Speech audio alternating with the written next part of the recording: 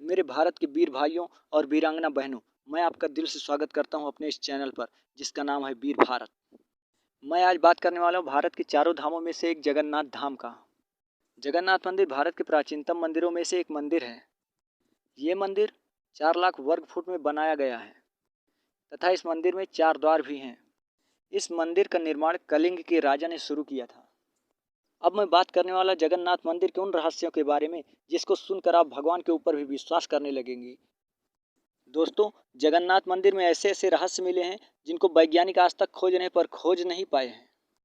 हमारे भारत के जगन्नाथ मंदिर की ताकत मैं आपको बताता हूँ। जब आप जगन्नाथ मंदिर के दरवाजे पर अपना पहला कदम रखेंगे तो समुद्रों की लहरों से उठती हुई आवाज़ें आपको सुनाई देनी बंद हो जाएंगी, पर जैसे ही आप उस कदम को पीछे हटाओगे आपको लहरें फिर से सुनाई देने लगेंगी। ये हमारे जगन्नाथ मंदिर की ताकत। अब दूसरा कदम बढ़ा के हम जगन्नाथ मंदिर के अंदर चलते हैं। जगन्नाथ मंदिर में जैसे आप अंदर जाओगे, सामने एक बड़ा सा सुदर्शन चक्र बना होगा।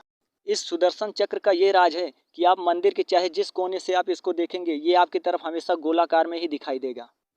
ये है हमारे भारत के जगन्नाथ मंदिर के दूसरे कदम का दूसरा रहस्य। और वहीं पे दूसरे कदम पे ही एक रहस्य और है कि उस चक्र के ऊपर जब देखोगे आपको लाल रंग का एक झंडा दिखेगा, जो जगन्नाथ मंदिर के पुजारी हर दिन उस झंडे को बदलते हैं। कहा जाता है जिस दिन ये झंडा नया नहीं हुआ उस दिन 12 साल के लिए पूरा मंदिर बंद हो जाएगा। अब आप जगन्नाथ मंदिर में तीसरा कदम धीरे से बढ़ाओ, पर नज़र ऊपर ही रखना, उसी झंडे पे नज़र रहना चाहिए। कहा जाता है ये झंडा हवा के ठीक विपरीत दिशा में बहता है। अगर हवा पूरब दिशा में चल रहा हो तो ये झंडा पश्चिम दिशा में लहराता हुआ दिखाई देगा आपको। हमारे भारत की यही ताकत पूरी दुनिया को हैरान करके रख देती है। और हमारे भारत की ये ताकत हमारे भारत के ऋषियों मुनियों की तपस्या से मिला है।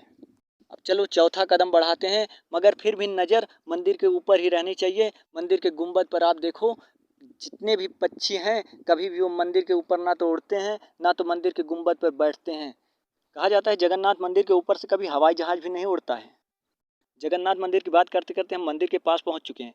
जगन्नाथ मंदिर की ऊंचाई 214 फीट होने के बावजूद भी इस मंदिर की छाया कभी जमीन पर नहीं आती है। सुबह हो, दोपहर हो या शाम हो, पर सूर्य की रोशनी से इस मंदिर की छाया कभी आपको दिखेगी नहीं।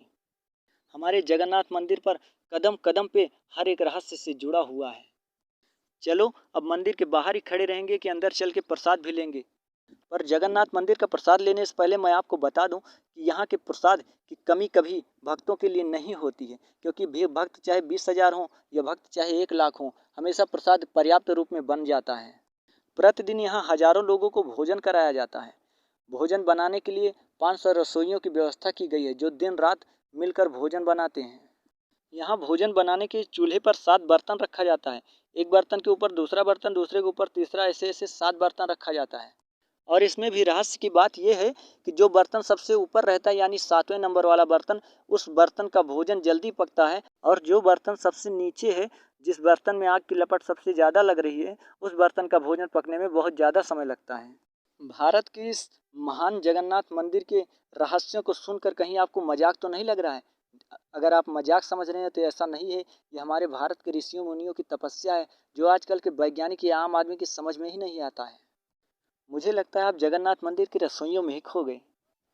चलो पुजारी के हाथ से मिला हुआ प्रसाद को थोड़ा भगवान का प्रसाद समझ कर चख लेते हैं और अपने परिवार और गांव वालों के लिए भी थोड़ा सा रख लेते हैं। और अब बारी है जगन्नाथ भगवान के दर्शन करने की। चलो उनके अंदर उनकी मूर्तियों के दर्शन करते हैं। पर मूर्तियों के दर्शन करने से पहले आप मूर्तियों के रहस्य के बारे में नहीं जानना चाहेंगे? आपको जानकर हैरानी होगी कि जगन्नाथ मंदिर की मूर्तियां हर 12 साल बाद बदल दी जाती हैं। मूर्तियों को बदल देने से मतलब भगवान वही रहते हैं, मूर्तियां वही रहती हैं, बस उन मूर्तियों को पुनर्स्थापित कर दिया जाता है। पर कमाल की बात यह है कि मंदिर की मूर्तियां बदलने से पहले उस मंदिर के पूरे शहर की बिजली काट दी जाती है। पूरे शहर को अंधेरा कर दिया जाता है। मंदिर की सुरक्षा के लिए चारों ओर सुरक्षा की कड़ी व्यवस्था कर दी जाती है। इसके बाद नौ कलेवर नाम का एक गुप्त अनुष्ठान कराने के लिए मंदिर के पुजारियों को रेशम की पट्टी आंख पर बांधकर मंदिर के अंदर भेजा जाता है। कहा जाता है जगन्नाथ भगवान के 12 साल पुरानी मूर्ति में से एक ब्रह्म पदार्थ निकाला जाता है और वो जगन्नाथ भगवान के बनी नई मूर्तियों में स्थापित कर दिया जाता है। ये ब्रह्म पदार्थ बहुत ही ऊर्जा और बहुत ही चमकदार होता है। पुजारी कहते हैं कि जो इस ब्रह्म पदार्थ को देख ले वो या तो अंधा हो जाता है या तो कभी उसकी जान भी जा सकती है। कुछ लोगों का मानना है कि इसी ब्रह्म पदार्थ से पूरे जगन्नाथ भगवान की मंदिर की ऊर्जा जुड़ी हुई है।